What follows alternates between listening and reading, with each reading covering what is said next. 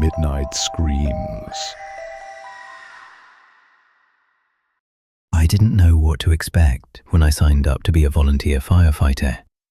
It was something I had tossed back and forth in my head for a couple of years, without actually pulling the trigger on it, until one night I finally mustered the courage to submit an online application to my local department. Fast forward almost a year to my fire academy graduation, when I knew, without a shadow of a doubt, that joining the fire service was the best decision that I had ever made. Following the academy, I was eager to put my training to the test and start responding to fire calls. The problem is that serious fires are, thankfully, much more rare than they used to be. Major, structure-engulfing fires only occur a handful of times a year in a community like mine. And as a volunteer, one really needs to be in the right place at the right time in order to make it on one of those calls. It is for this reason that several long months went by following my graduation where, while I did go on plenty of calls, I never actually made it to any of the big ones. So when I finally found myself in the prime position to go on one of these major fire calls, I jumped at the opportunity. God knows I wish I hadn't. It happened in the middle of the afternoon on a weekday that I had taken off from work. With my allotted free time, I had decided to go to the grocery store to buy a few things before the rush hour crowd showed up later that day. I was less than a minute from the store when that familiar alarm on my phone went off, and seeing as I was at a stoplight, I quickly checked the notification. When I saw that it was titled Fire House, I knew that my shopping plans would just have to wait. The grocery store is right up the road from my firehouse, so it didn't take me long at all to get there. The paid guys were already rocketing out of the bay in the engine as I was pulling up. But thankfully, 2 other volunteers arrived at the station at about the same time that I did. One of them was Rudy, a long-time volunteer and certified fire apparatus driver. So with him in the driver's seat, the 3 of us were able to throw our turnout gear into the ladder and take off, sirens screaming, hot on the heels of the career guys. Jack, the 3rd volunteer in our truck, sat next to me in the rear of the cab. The 2 of us pulled on our gear while Rudy ferried us to the waiting blaze. Garbled sentences that I struggled to make out over the static and blaring sirens sloshed their way over the radio. I shared a glance with Jack. He looked about as nervous as I felt, the difference between us being that I was better at hiding it than he was. The SCBA straps over his shoulders were poorly fitted, and he had the look of an anxious child on the first day of school wearing a backpack that was too large for him. I extended a gloved fist in his direction. "We've got this." Jack hesitated, then offered his end of the fist bump. "Yeah." He sounded less confident than he probably would have liked, certainly less confident than I had wanted him to be. Jack and I started volunteering around the same time, and so had gone to fire school together. We had been partnered up during certification testing, and while we managed to pass all of the necessary skills on our first try, I wouldn't have wanted to run them back again. Jack struggled through most of the skills, much like how he had struggled through most of fire school. To call him a liability feels too harsh, but he certainly wouldn't have been my first choice for a partner. This was his first major fire call too, and while we were definitely both nervous, I was worried about his ability to overcome those nerves. I was surprised to see Jack at the station that day, seeing as I knew he also worked a typical 9 to 5, but I had no need to question why Rudy was there. Rudy works nights, so he has plenty of time during the day to make it to fire calls. I don't know when the guy sleeps, but if he's awake and alert enough to drive the apparatus during the daylight hours, I guess that's good enough for me. I looked at him now. Even though I couldn't see his face, I felt an air of normality from him that helped to calm my own nerves. He's got a bit of a rough exterior, but there's no question that he knows his way around a fire scene, so having him along helped me to feel a bit more confident. For him, this was probably just another routine fire call, just like any other that he had been on throughout his many years as a volunteer. He never could have known what was awaiting us. We turned down an old, well-travelled street and into a messily sprawled neighbourhood that was surrounded by a dense collection of trees and filled with aging houses, some of which looked like crumbling tombstones, ready to fall into ruin at the first moment of neglect. A thin, grey haze drifted on the air outside of our apparatus. Its smell entered our truck's cab through the closed windows and made me think of cosy bonfires I enjoyed as a child. The sheet of smoke would have warned us of the waiting blaze had it not been easily visible through the truck's front windshield as soon as we had turned into the neighbourhood. A house on the far end of the street glowed a devastating orange that lit up the entire area, its radiance rivaling that of the bright afternoon sun. Its fully engulfed roof wore a twisting crown of flame that spat waves of onyx smoke up into the midday atmosphere. It looked as if hell itself had opened up directly beneath the structure, just so Satan could personally escort it down into the deepest, hottest depths. Even from several hundred feet away, I could tell that this fire was nothing like what we had practiced on at the academy. At the academy, we battled against thin steel cages filled with burning straw, which practically extinguished itself at the first suggestion of water. In comparison, the fire that we continued to draw ever closer to was an uncontrollable entity of nature, one who told you through its very presence that it could consume the entire earth if it felt so inclined to do so. Jesus, Jack muttered. Big one, isn't she? Rudy said. Not a bad first fire for you boys. I've seen worse, but this'll do for giving you boys your wings. We passed by the engine, which had stopped to let one of the paid guys pull the 5-inch line off the back of the truck and drag it to the only fire hydrant I'd seen since we turned onto this street. The engine would be moving again in less than 30 seconds, but its delay meant that we in the ladder would be the first to arrive on the scene. Other fire companies were en route, but our station, being the closest, had naturally made it there first. We'd have a good operation going by the time anybody else arrived to help us. The ladder came to a stop in front of the burning structure, and the three of us disembarked from the vehicle. The house, the typical 2-story single-family dwelling, was positioned near a thick patch of forest that served as the natural border of this little, forgotten neighbourhood. The good news was that it was far enough away from the other buildings that it didn't pose an immediate risk to any of them. But the bad news was that a decent gust of wind could have easily sent rogue embers scattering into the nearby tree line, which could have resulted in a forest fire in addition to the blaze that we already had to combat. We needed to start getting that fire under control, and we needed to do it quickly. The next couple of minutes went by in a reflex-driven blur. Jack and I began pulling ladders off the back of our truck and throwing them up against second-story windows all around the building. Rudy acted as crowd control while he waited for fire police to show up.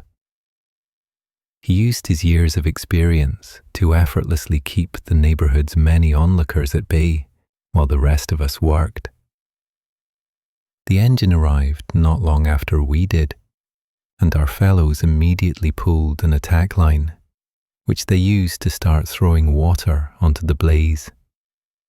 The fire, continuing to grow and undulate, fought back against the aquatic stream. It almost seemed to have a malicious intent about it that sent a chill running through me, despite the heat that blasted off of the building in oppressive waves. Soon, a second engine from one of our neighbouring stations arrived, and with our combined hose streams, we finally managed to make some headway in the war against the raging inferno. Jack and I had just finished throwing up a ladder and were making our way back to our truck to grab another, when Rudy approached us, bearing new orders. "Nobody has seen anybody come out of the building since the fire started," he yelled over the sound of all the commotion, which means there is a strong possibility that there are victims trapped inside. "We're going to send you two in to do the primary search.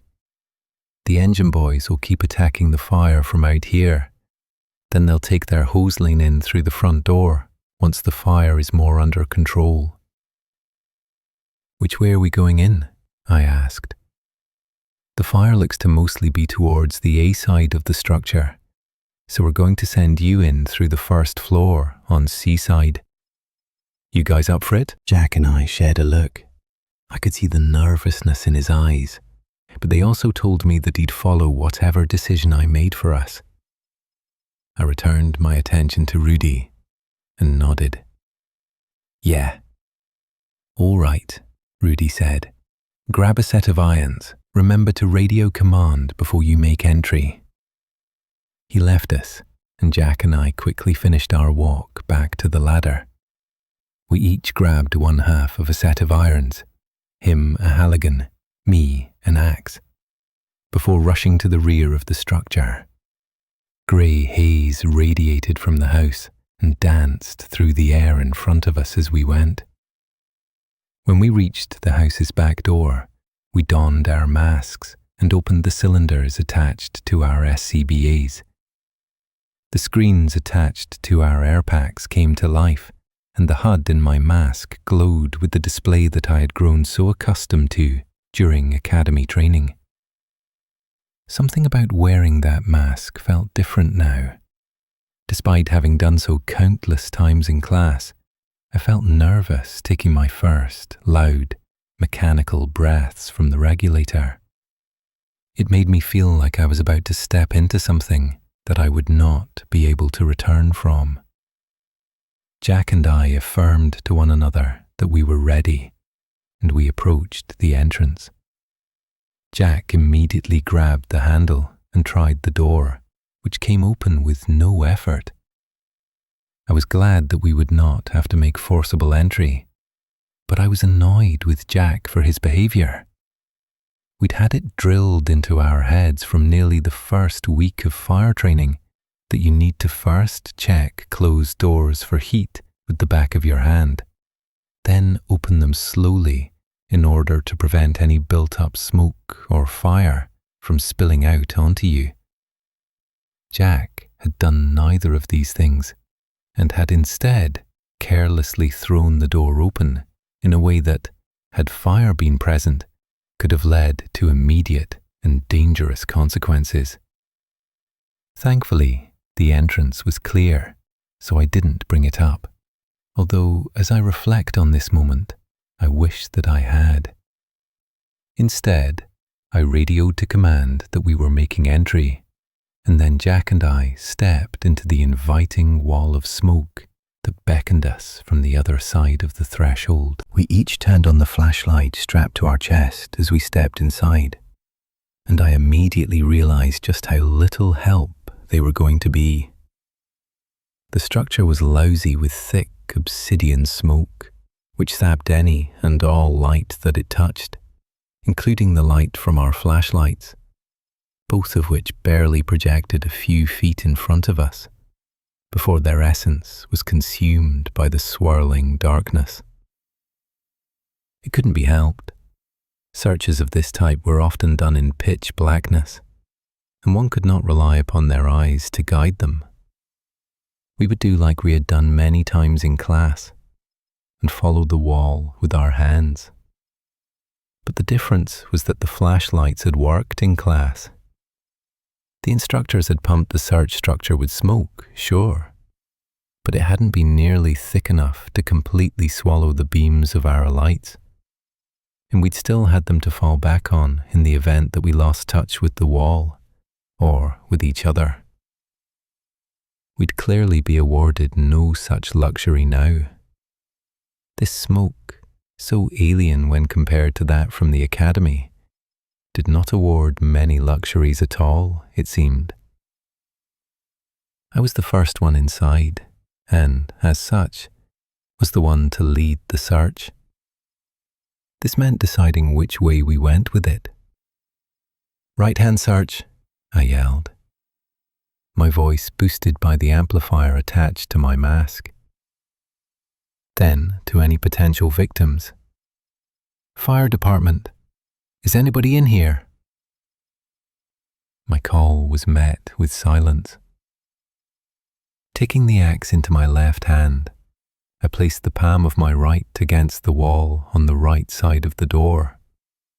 And once Jack and I both confirmed we were ready, we lowered ourselves to our knees and began our hasty, sliding shuffle along the wall. Guided by touch, we made our way through the inky blackness of the smoke, first through what seemed to be a kitchen, and then into a dining room. The flashlights strapped to our bodies did their best to fight the darkness, but it remained a losing battle.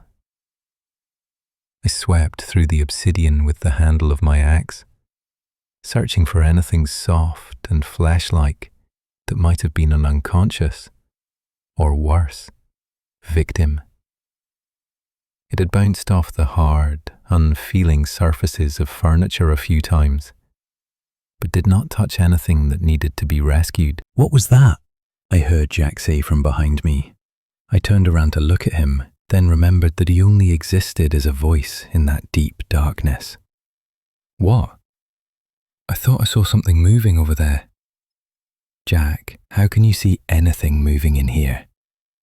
"I saw it in my flashlight beam," he said. "It looked like a person. I think there's somebody in here." "The smoke is probably disorienting you," I said. "Let's continue our search. If there's somebody here, we'll find them." He reluctantly agreed, and we continued on. We made it out into a narrow hallway, something I deduced when my axe was easily able to reach the opposite wall from the one guiding my right hand.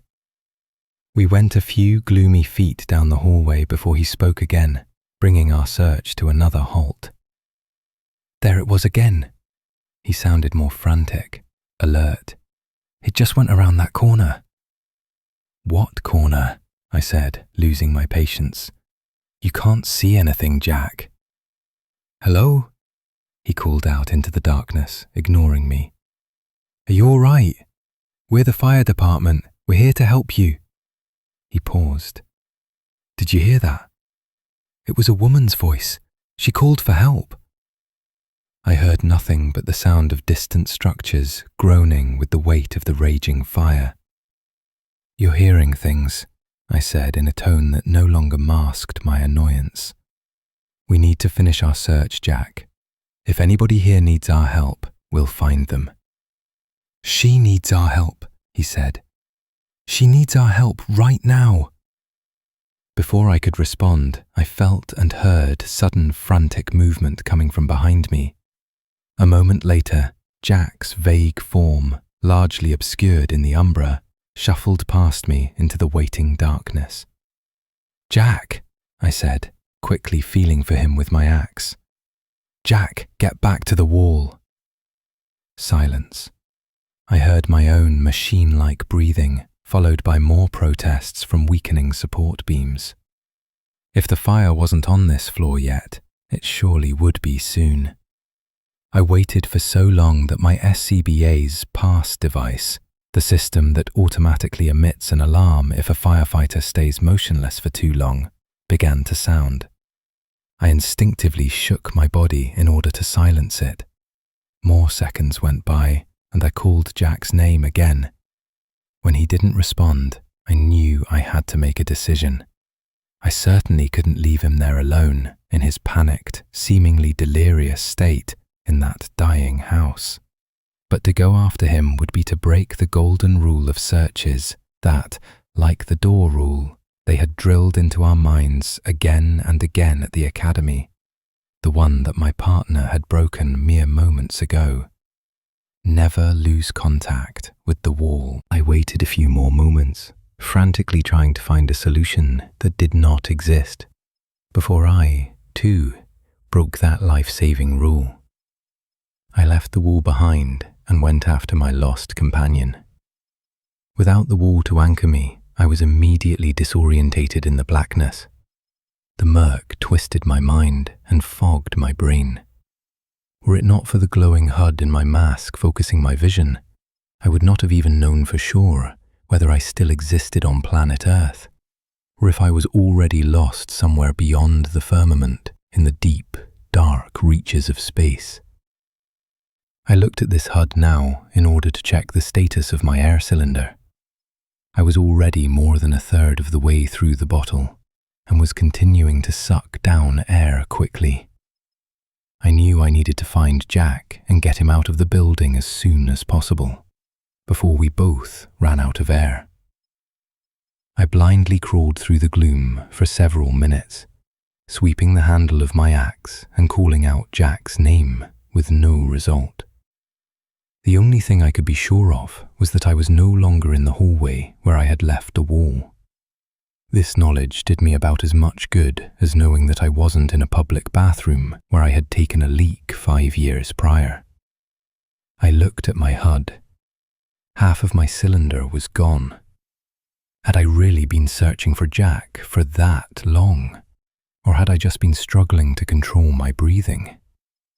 I suddenly remembered that I had a radio and, after fumbling for the mic, sent a transmission to command, telling them that I had lost my companion and was attempting to locate him. After broadcasting my message, I waited for several seconds for a response that never came. I sent the same transmission again and received no acknowledgement that my message had been received. It was then that I realized I had heard surprisingly little chatter on the radio since entering the house. In fact, I don't think I had heard any chatter at all. There was no conceivable way that nobody had been communicating on the radio for the duration of the incident. The radio should have been abuzz with dozens of messages every minute, but it had been completely silent since we'd entered the structure. I had never even gotten a response when I'd told command that we were beginning our search. Had I somehow turned the dial to the wrong channel?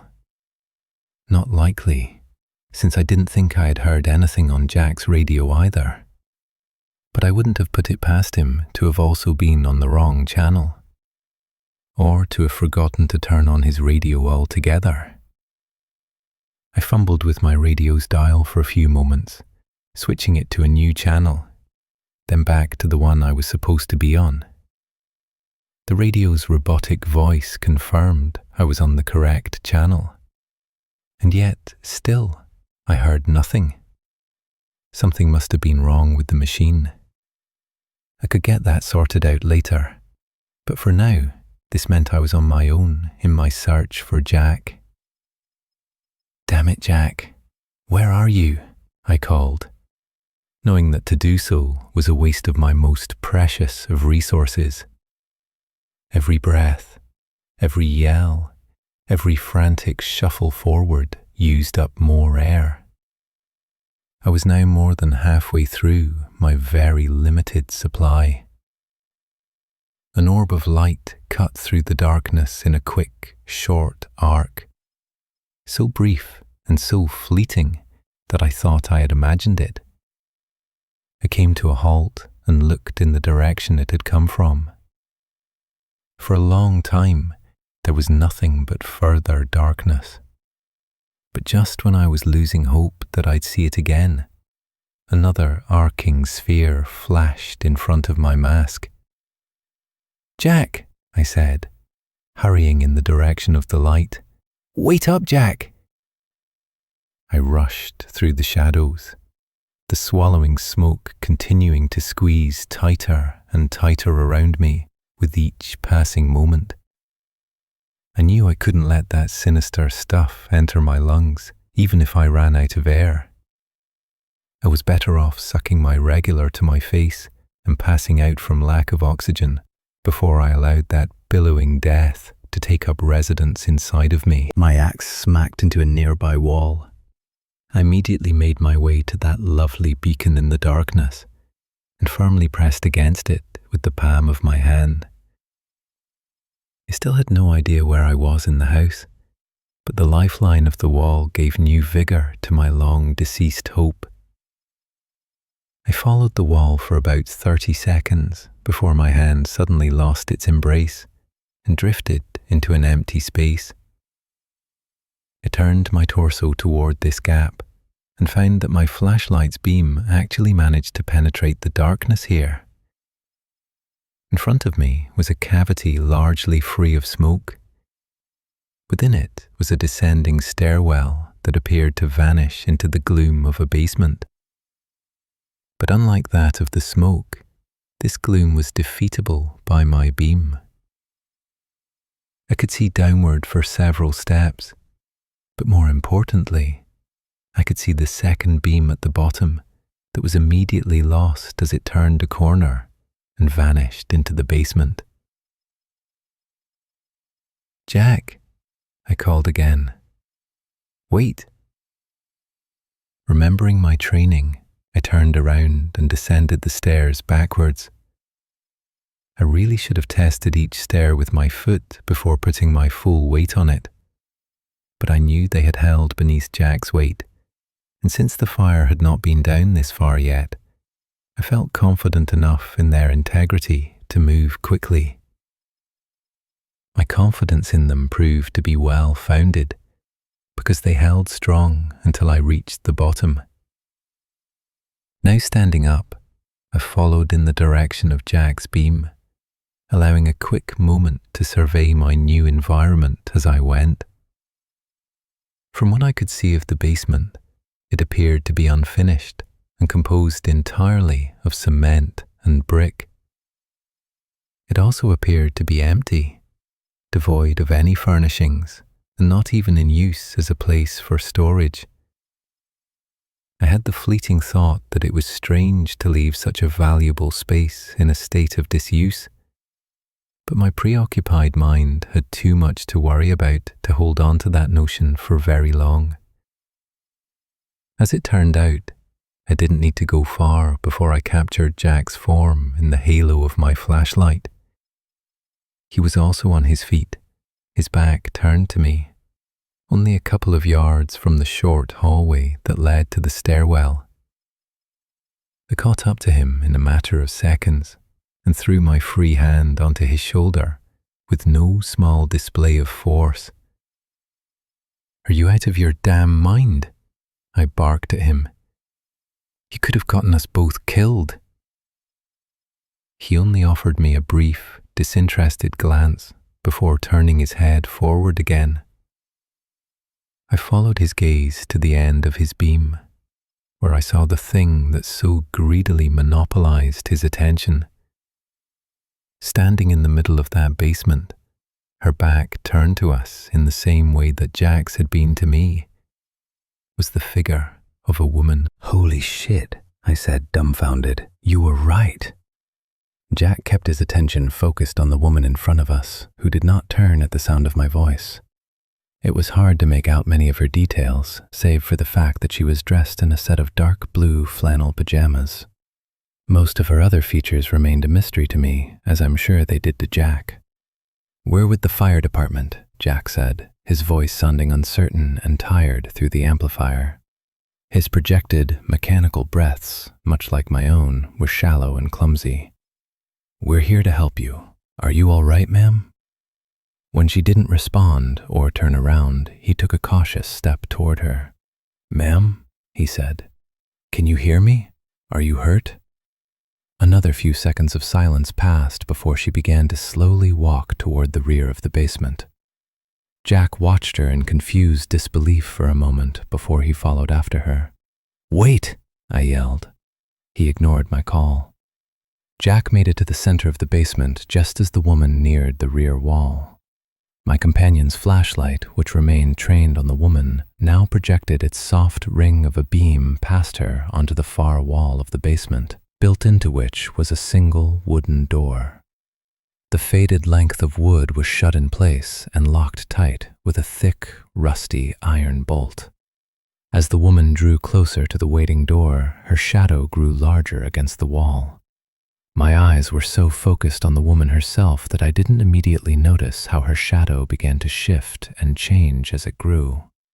When I finally spotted it, looming over the entire basement from the stone throne that was the back wall, I felt my mouth go numb. The shadow was, for lack of a better word, inhuman. To try to describe it much further than that would be a foolish, impossible task, but the one thing I am almost certain that I could discern from that dark, towering shape was a set of long, sinister horns resting atop its head. In the moment I thought these to be a trick of the uneven lighting in the room. Now I know better. Now I know them for what they really were. The woman effortlessly unlatched the heavy bolt. She wrapped a pale hand around the doorknob and twisted her wrist. The door swung open with an echoing, primordial creak. I only saw the blackness beyond its threshold for a brief moment before the woman disappeared inside and pulled the door shut behind her. Her hulking shadow remained in the room with us, resting against the wall even after she was gone. Jack never seemed to notice it looming over him. "Wait!" Jack yelled. He followed after her, rushing toward the door, his flashlight shaking wildly as he went. "Come back!" I, in turn, rushed after him. Something deep within my bones told me that I needed to stop him from opening that door. "Wait, Jack, stop!" He once again, and for the final time, refused to heed my warning. I had barely made it halfway across the room before his gloved hand wrapped around that same knob, and he pulled the door open with a hasty, energized jerk. Where once was darkness, now waited a blazing hell. A rectangle of saffron and gold filled the doorframe for the briefest of moments before it came spilling out into the greater basement. Infernal fire discharged from the portal in a violent stream of Stygian puke. Jack was swallowed by the unholy broth faster than he could even scream. But though I am sure he never made a sound, to this day I can still hear his tortured, immortal wails in the deepest bowels of my soul. The force of the terrible excretion knocked me off my feet with such overwhelming power that I was sent sprawling onto my back.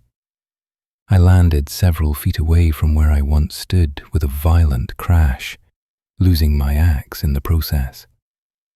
My body rang with the pain of the collision, especially where my back landed on my SCBA. I immediately heard a sharp, hissing sound coming from behind me, and I knew that my air cylinder must have suffered a breach. Glancing at my air supply, I saw it rapidly pass below 30%. Fire gushed into the room and began to spread with impunity, despite the space's stone composition not being conducive to the blaze's new, zealous life. I was overwhelmed by a despicable heat that I had never known before, and which I hope to never know again. My distressed mind retreated back to those practice fires we fought in the academy, the ones fueled by straw and goodwill. I thought I knew what heat was during those drills, but now, as the essence of hell itself seemed to wash over me, I understood that those fires would never, in countless lifetimes, have been able to prepare me for the inferno that now threatened to reduce me to ash with a mere flex of its mighty suggestion. I needed to get out, but I knew that I wouldn't be able to rise to my feet on my own. The overwhelming pressure that flowed from that doorway kept me pinned to the ground. I anxiously searched for my radio mic, knowing that it likely wouldn't do me any good, but desperately needing to find it anyway.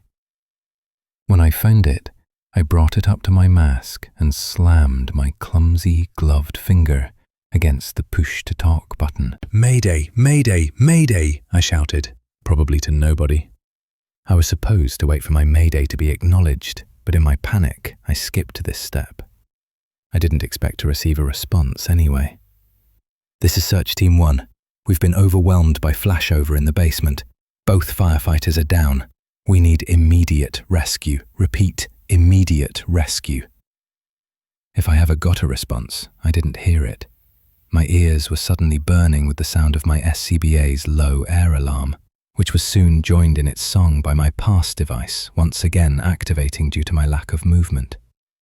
I became light-headed as the precious few sips of life that remained in my cylinder fled through its breach. I knew I didn't have long before I would pass out from a lack of oxygen. Soon, my world would become an even greater darkness than that of the all-consuming smoke, and that would be the end of me. But before consciousness slipped away from me, I felt an overwhelming urge to look in the direction of the spewing doorframe.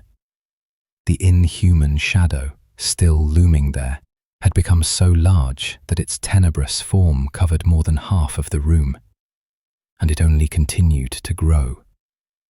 The hissing and crackling of the inferno that deluged from that hellish aperture suddenly sounded to me like the many uncountable screams and wails of the damned. And as my world faded away, I thought I heard Jack's tormented voice among them. I knew that soon my own voice would join that very same chorus. I dreamt of evil and of unfathomable heat. For a while, all I could see was red. As my vision cleared and my mind came into focus, I saw that I was in a massive cavern of fire. Jack was before me, screaming, naked as the day he was born, hoisted onto a crudely built crucifix. He was on fire. He burned for a very long time while I watched in horror, hopeless to help him. His skin fell away in long, goopy strings that looked like melted wax. Soon his muscles and organs did the same, until all that remained was his charred, blackened skeleton. He still had his eyeballs, though. Those lasted even longer than his bones, which seemed to burn for several eternities until they finally crumbled away. Before his eyes joined the soup that was the rest of his body, I could see in their reflection that great, terrible shadow, the one I was sure possessed a pair of long, sharp horns. When I awoke, the screaming form of Jack was replaced by the crying face of my wife.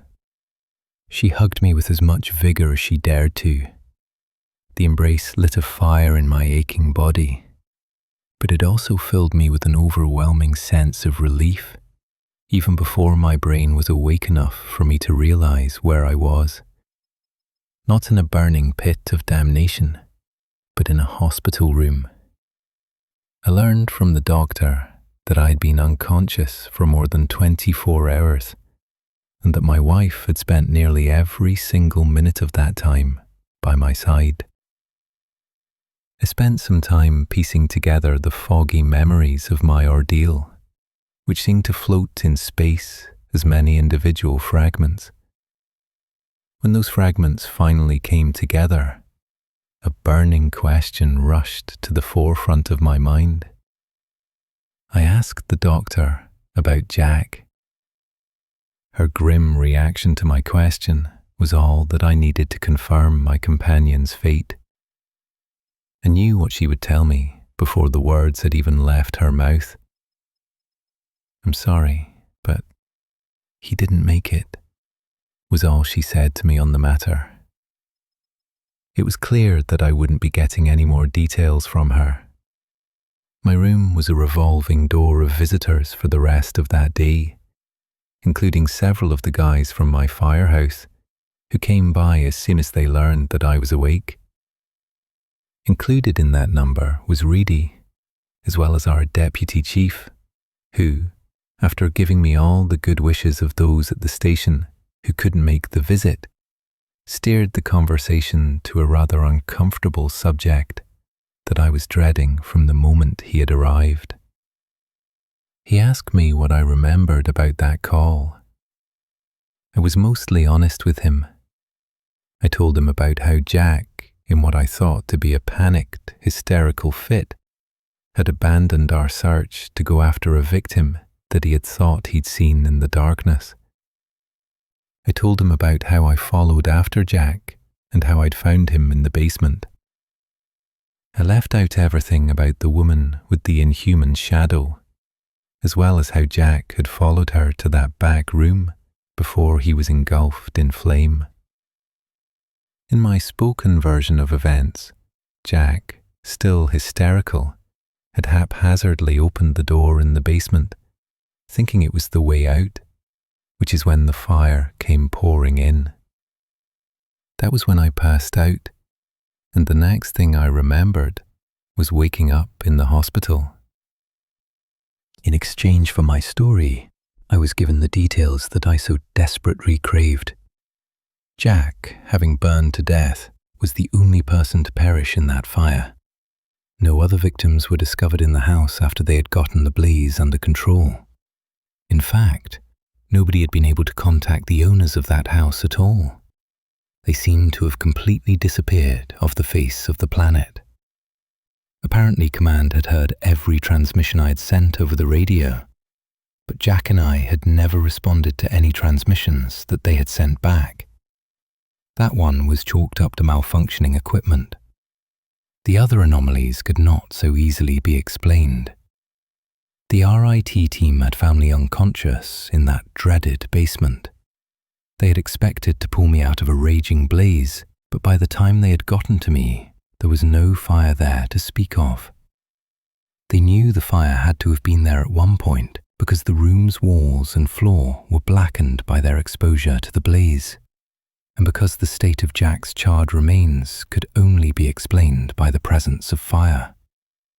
They found him lying in front of the door that I had mentioned, but that door was not only closed shut, its wooden surface was completely untouched by the inferno that had evidently scorched the surrounding basement before disappearing entirely. How the fire had spread along the stone surfaces of the basement was anybody's guess. In fact, it made even less sense for the fire to have reached the basement in the first place, because it had been determined with reasonable certainty that the fire had been started in either the attic or on the second floor, and the blaze hadn't even made it to the first floor before it had been put out. Any fire that existed in the basement needed to have been independent of the original blaze, and it needed to have put itself out just as easily as it had started. Such matters were under investigation. After wishing me a quick recovery and a hasty return to the firehouse, the deputy chief and the others left my room.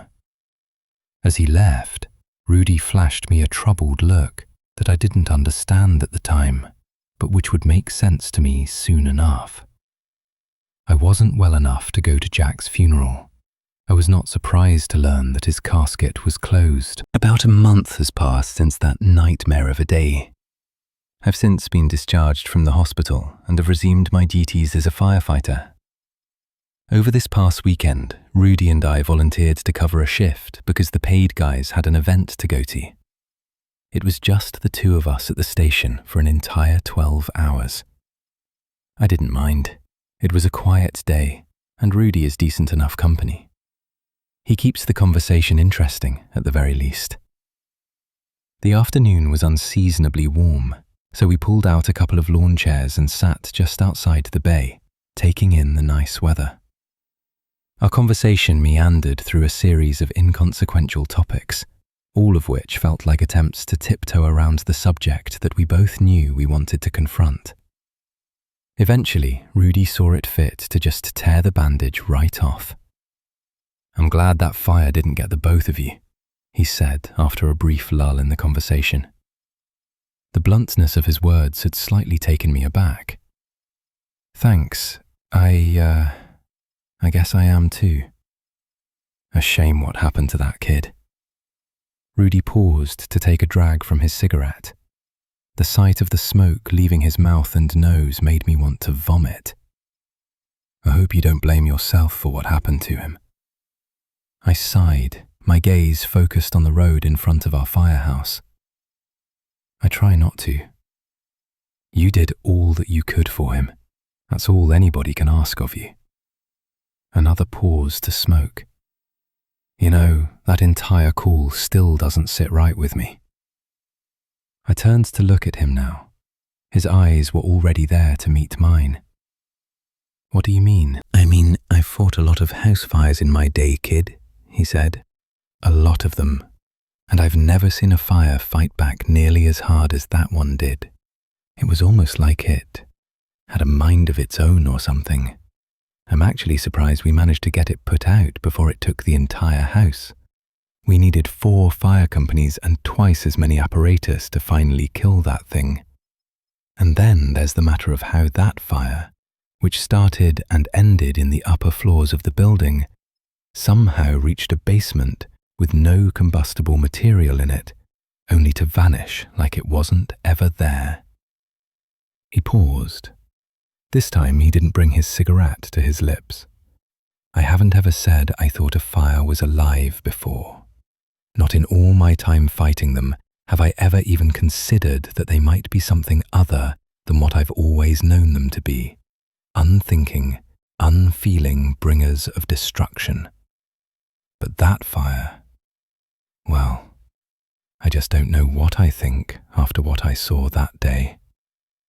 He raised an inquisitive eyebrow at me. You sure you told the deputy chief everything that happened in that house?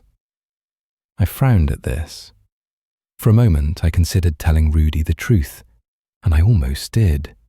But then I considered the potential consequences of telling him what I think, what I know I saw in that house, and I thought better of it. Yeah, all that I remember of it, at least. Why do you ask? He shrugged, looking unconvinced. Just asking, is all. He tossed the cigarette onto the ground and stomped it out with his boot. Weak streams of smoke drifted up from its ruined carcass. But hey, if you ever find yourself remembering anything else about that day that you want to talk about, you come and find me, all right? I'll listen. You better know I'll listen. I nodded. Thanks, Rudy. I appreciate that. Of course, he said. We've got to support each other, kid. It can take a lot out of us, running into those buildings without knowing if we're ever going to come back out. Sometimes, some of us don't. Sometimes, he allowed a long pause. Sometimes we wish we didn't. He let the conversation go after that. We finished the rest of our shift without talking about that day again, though I know it still weighed on both of our minds. Maybe I'll tell him what really happened in that house one day. I haven't decided yet. I haven't told anybody what happened in there yet. I'm debating if I even want to post this or not. Part of me thinks it might be for the best that the truth remains buried with Jack. The selfish part of me really wants to get the truth of that day off of my chest, despite any consequences that may come as a result. I think that part of me is going to win. Regardless of what I choose to do, though, I know this for certain. I'll never be able to forget what happened to me that day. I'll never get the memory of Jack's horrific end out of my mind. Just like I'll never be free of the image of that inhuman shadow looming over its court of dancing, sinister flame. Even as I write this, I feel myself tormented by a harsh, malicious heat. A constant reminder that whatever it is I saw in that basement is still with me, and its fiery anger burns red hot